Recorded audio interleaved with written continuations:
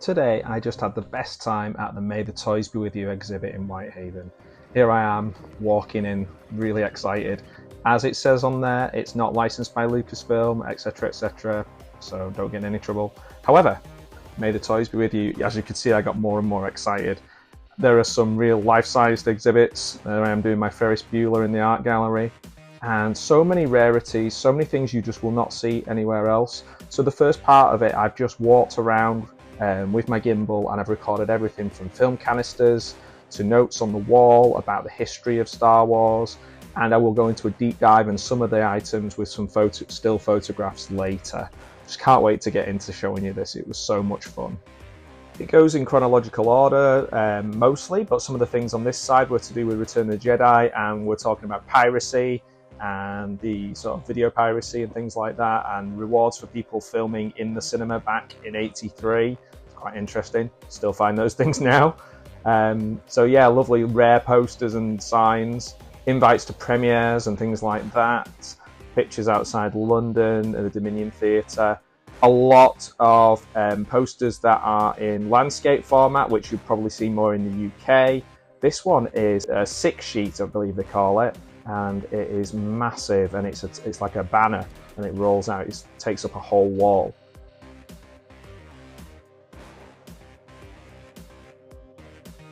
And the background of how the toys kind of took over and changed the world with licensing, and also with George Lucas taking that big cut of licensing rather than a payment, being an incredibly good move on his part. And every single figure. Now, full disclosure, I did have every single figure from 1987 to the Power of Force. 85 to 90% of that were original, but these ones all are original. I just couldn't finish my collection without getting a few things, which I'll tell you later on, which I had to get that were reproductions. Starts off in chronological order, like I said, going through all the Star Wars inbox figures, starting with the first film, A New Hope, Star Wars, and it was just amazing looking at this. It made me regret selling mine, if you've seen my selling Star Wars figures video. And it talks a little bit about the history of each line of figures. We move into the variants section, which I thought was really interesting. Some variants, very hard to tell the differences, and some of them probably easier to tell whether it be a bit bigger, slightly different clothing. You'll see it more in here with some of the Jawas, possibly. Yeah, you will. There we are. And spot the difference between the figures. Some of them are easy to tell than others.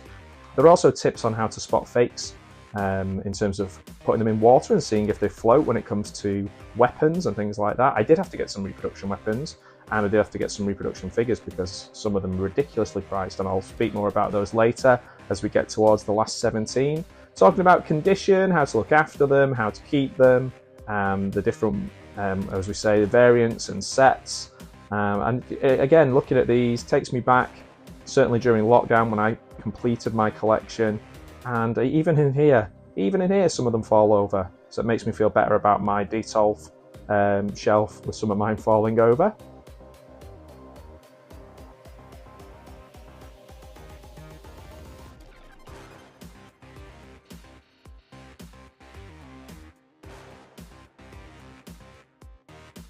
We have some troop transports. What I like is a lot of these things, you'll see them open as well as in box. You'll see some of the boxes too, but it's the real thing that's going to really stand out for you, I think, is the artwork. As we go along, some of this artwork is just not available to be seen anywhere else, especially some of the concept things. And when it comes to figures, mouldings and things like that, here we are with the forgeries and the Force. Now, for people like me, maybe without a couple of those knockoffs, shall we say, I wouldn't have finished my collection. But yeah, and here we are with some more variants, moving our way through the different waves of each line, looking at them. And I really did go around them and look at every single thing in detail. It's all the figures. Some of the things that instantly I could look at going, oh, I had to get that cape from Spain, or I had to get that weapon from here, which was really difficult. Obviously, I was really happy to have that Jabba when I got that, and his band. I had most of those. In fact, I think I had all of those. And it's just getting all the extra little things, the capes and the weapons, the helmets, how difficult it is. So I just really appreciated that they've got it all together. And then we start looking at the posters. Now a lot of these concept posters you just will not see anywhere else. You've literally got the logo stuck on, and the artwork and placeholder lettering. This concept artwork is just out of this world. You could actually buy some concept artwork. Not sure how much. I didn't realize until after I'd left that you could. I probably couldn't afford it anyway. But yeah, as you can see, there's some placeholder lettering. Some incredible. I have a soft spot for the early ones, particularly the ones that are, are drawn. Where we have lots of ones where you can kind of tell that some are for the British market. I just think that has a real 70s British vibe to it. This particularly blue and white circles ones, which is it is a UK quad from 1977. I just feel like, is it me, or does that just looks really British? The blue and the lines in it. This is the one I think most people will remember or hold close to their hearts. But it's so cool to see these other things as well, these sort of character focus ones, and what they are and what they're doing, like this one with all the heroes and all the villains on it. Excitement, just says the word excitement at the bottom. Explains who the villains are. We've got the wonderful Peter Cushing there. Grand Moff Tarkin, I always like to zoom in on him. He just crosses my horror and Star Wars loves. He's just amazing. We look at a lot of the UK posters to start with, but there are lots of others from other places too. As you can see, here are some more of those British ones, which are great. Little things in brackets, adding context to them in the Heroes Return ones as we move into The Empire Strikes Back. This one is really cool. At this theatre sooner than you think. It just really, obviously, the excitement building up for the second film coming out. And again, there's so much information on these posters. It's so rare to have that now. Just love that romance. But yeah, we got the, this is the 1980, we're going to move to in a moment, the 1980 UK quad as well. Yeah, it's just so much fun to look at all of these. And here is the UK quad. Those quad posters are just great, and there's another one as well.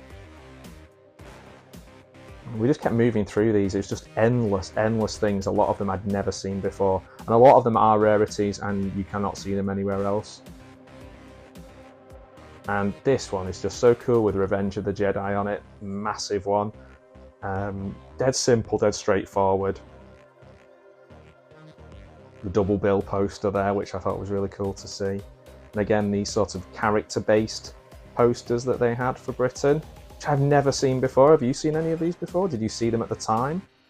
I think even for the double bill ones, they had them as well. So we're moving into the Return of the Jedi 1983 ones. I think from film to film they're so distinct as well, which is something that I noticed as I was going around. This whole exhibit pretty much covers the first 3 films in detail, but there's some really other cool things you'll see as we go along, some things that you've probably never seen before, that I'd never seen before. And these ones for the Return of the Jedi.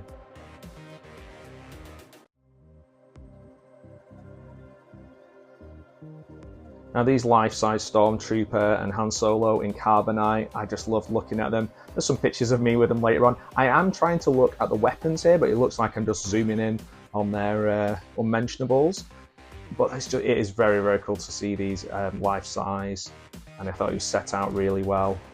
The kids loved looking at these. I could see there was a little girl dressed as Rey, and she was going around and just looking at everything and loving it, and I just thought, this is why I don't get too tribalistic and upset about the modern films, because to that little girl, Rey is amazing, and who's to say she isn't?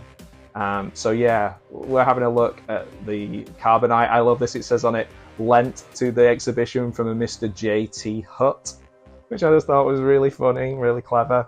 It's like very kind of like thanking him for lending it to them. So I guess it's the real one. The weapons were really cool. I had a good look at the weapons, or as close as I could.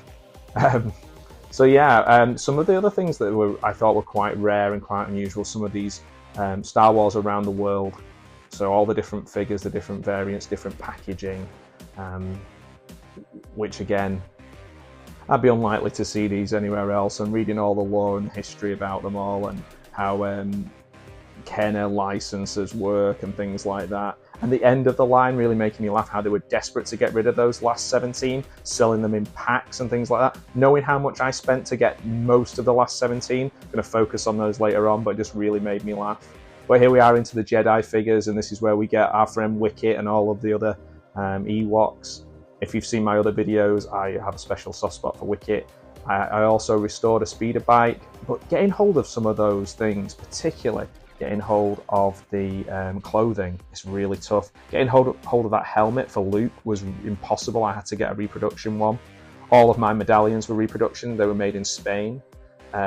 Most of the last 17 that I'm showing you here, I had versions of. And Nanoman was really hard to get hold of, and I ended up getting a reproduction of him, or not a reproduction, but a modern version. Some of them are really easy to get, but like for instance, Yak Face, the original Yak Face, is ridiculously priced, or it was last time I checked, when I was still collecting all of them. But yeah, bundling them all up for 99p. Where was I at that time? What was I doing? The Star Wars Return of the Jedi poster here is really interesting. Modelled with using George Lucas's own hands. And we'll talk a bit about that later when I show you and zoom in on it, because I moved straight on. I was going around this so fast because I just got more and more exciting. I just got more and more excited. So I was just getting more and more excited as I moved along. Particularly, I love the Japanese artworks as well. And literally the moment I saw them and said they were the best thing, then there was this absolutely massive Return of the Jedi one. We're having a look at all the sort of difficult to get hold of figures and double packs and special packs that I've just not seen before, I've only seen online. The moulding standards, so that how you kept to the same standards with the tooling and the moulds, Kenner's Bible, and some original moulds and some things that they would use to create the figures were there as well. There was a little bit of an exhibit about some of the last 17 being buried, which I did not know. I knew about the ET story about things being buried. I didn't realise that there's just lots of yak faces all around the world that we can just dig up. Where are those? I need them. So yeah, there's some extra different things here that weren't just about figures. So like the toy shop tour, I do have a signature of David Prowse to Matthew on it as well, but it wasn't me, it was just another Matthew, but I found it. Things like if you were part of the Young Jedi Club, all these cool things, some of them I'd never heard of. Ewok Village, just things that you get green with envy because you want them. And it's just so many different varied things. For example, from the Amazing Droids series, I love those. There wasn't a lot from Ewoks, but there was loads from droids.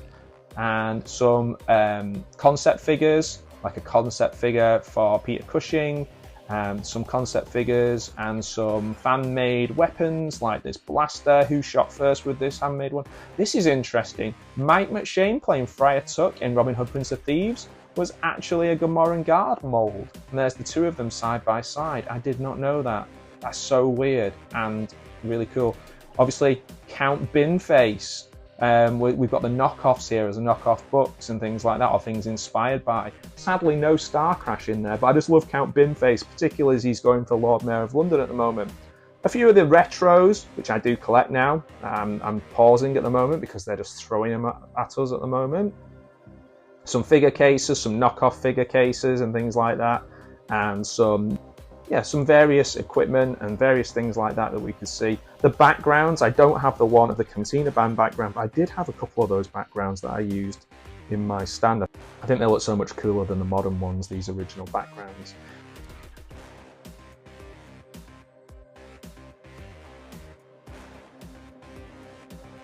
And the transport here, oh, my friend had that and I really, really wanted it. Just loads of little models and things. My favourite Christmas ever. My birthday and Christmas are near the same. And I had a Millennium Falcon like that. I was going to restore one, but I didn't. Look at this Death Star, rotating Death Star. I don't even remember anyone having one of these. I was just thinking, lucky, lucky, lucky person to have this. And to have it on rotating stand was a very, very cool idea. I like that a lot. Without sounding like the Geek Squad, very, very cool for everything. This was very, very cool. So yeah, we've got, I just stayed looking at this for a while and trying to take it all in. We've got all the trash compactor and just so much cool stuff in there. This was designed by Palatoy. And then I just focused a bit more on this last 17 because the idea of just not being able to sell them and packing them up together just drove me mad because of how hard it was for me to get hold of these. So like I talked about, getting hold of Luke's helmet and one of his capes, the different extra pieces, how hard it was to get a yak face. I think I did end up getting a reproduction of that one. Other things that I really wanted to dive into and have a look at, like I said, there's special collections from around the world, and some of them just that were only available in bags in other countries. The Ewok flying equipment. Some variants that they were going to make for proof of concept, like that black X-Wing. The classic X-Wings there too. And Cantina action set, I just wanted to have a look at those. There's some foreign territories items, the laser pistols, things from France, the human-sized Darth helmet, Slave 1, which I did restore.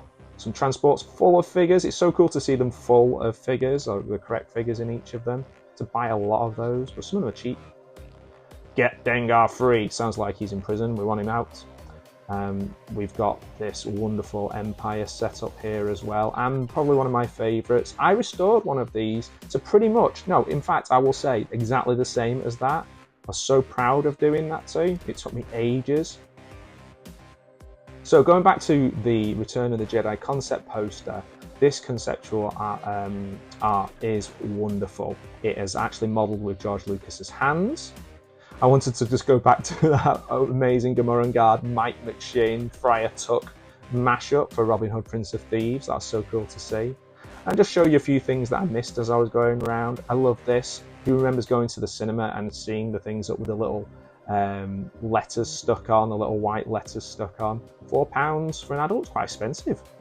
Here was a paperweight, an ingot paperweight, given to people who worked when THX came out, and they started using that. Invites to preview screenings of the original Star Wars. It's really cool, cast and crew. Invites to cast and crew to see Return of the Jedi as well, talking about bringing friends, boyfriends, girlfriends and companions. The tooling mold standards, I really wanted to have a look in that and see more. The Odeon sign that was above the big poster was actually above it when the first Star Wars came out, so I think that's really cool they're together again. The UK banner that I showed you earlier on, that we'll see again in a second, was given to large West End cinemas, and this is one of the ones here. There's the Odeon and there's the banner. How cool is that to look at? And just the faces are so good on this. I just think they look so accurate. Maybe not Han, but so the others look amazing. And going back to, I just wanted to do the same thing with this one. This is the 1977 International 6-sheet. The same artist. It's massive, and they've rolled it out. And Tom Beauvais and Tom Chantrell, and they did alternative artwork. It wasn't chosen, but they went on to do films like Cassidy and the Sundance Kid, Mad Max, The Shining. But here you can see where they've literally stuck the things on, painted the faces. This concept art is pretty amazing and signed. You can get hold of some of those at the exhibit, like I said earlier. And you can see that that's like cut out with like an art knife, craft knife, and stuck on. I just wanted to zoom in on Pete again, and just some close-ups of Han, close-ups of some of our weapons, and this is a fun thing at the end. You can make your own crazy end, or beginning screen, should I say, to Star Wars. I had to put Klingon in there just to upset those Trekkies and see what they'd do. And the kids had things to colour as well. And look what was outside. It looks really familiar to me. Where have I seen that before? It's not the same thing, I promise. Oh yeah, and I met these guys who were very friendly.